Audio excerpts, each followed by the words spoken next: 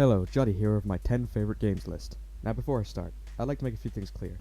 I'm not an authority in video games, so don't take my word as truth, and this is simply my top 10 list. And my top 10 games are always changing, but I've tried to narrow it down to things that stay near the top of my list. And because of that, this is in no particular order. Now that's out of the way, let's begin. Number 10 is Plants vs. Zombies. Yes, the simplistic garden defense game makes it into my top 10 list. There's just something about using an arsenal of plants to destroy waves of the least scary zombies you've ever seen that's oddly addictive. Even if you're not a fan of tower defense games, this one's worth a try. Number 9 is Assassin's Creed. If you've watched my 1-up video, you probably saw this coming. The Assassin's Creed series contains so many of my favorite games that I have decided to group them as one, with the AC series being the open world parkour, combat and history lesson simulators they are. What's not to like?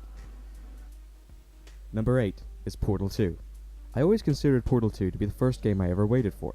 By that, I mean before the trailer for Portal 2 appeared on my TV, I was walking to my local shops, and if I saw a game that looked good, I would get it. Nothing more to it.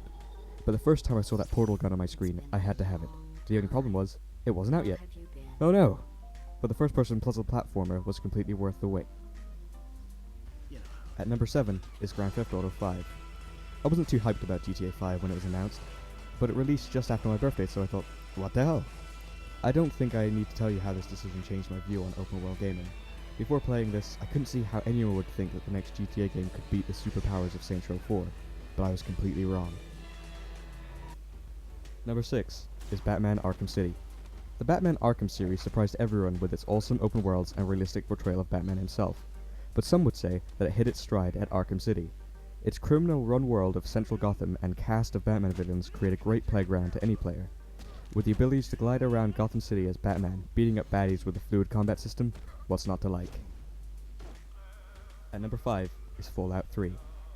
This revival of Interplay's isometric RPG series as a first-person shooter seemed like a strange concept at first. I, however, didn't have an opinion, because I picked up Fallout 3 at a supermarket about 3 years after its release for £3 because it was cheap and looked cool. It wasn't until 2 years later when I actually knew how to play RPG games thanks to Skyrim that I saw its true claim to the title of masterpiece.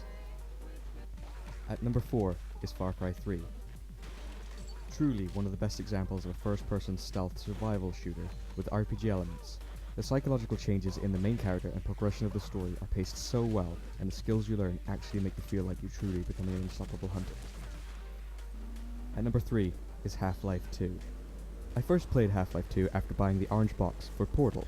After completing Portal in a matter of hours, I saw that there was a set of 3 other games with the title of Half-Life 2, and I've never looked back since. The unbroken first-person puzzle action game with graphics years ahead of its time, Half-Life is a near unbeatable series for gameplay and story. At number 2 is Metal Gear Solid 2. I would put all of the Metal Gears here, but I have to be honest, I have only completed Metal Gear 2. I bought it alongside Metal Gear 3 with little to no knowledge of what Metal Gear was. I didn't play a lot of it, as the controls were a little different.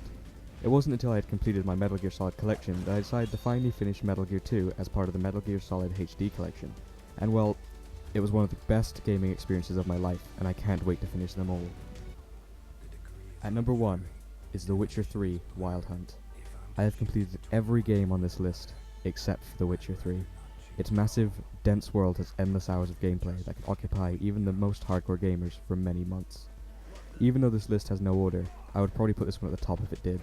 I have such high respects for the creators of this title, as you can see their sheer dedication in every inch of this game. The world and characters make it feel like just walking into an episode of Game of Thrones, and I love it. Thanks for watching. Comment on lists you want to see in the future, and watch some of my other videos. I'll see you next week. Probably.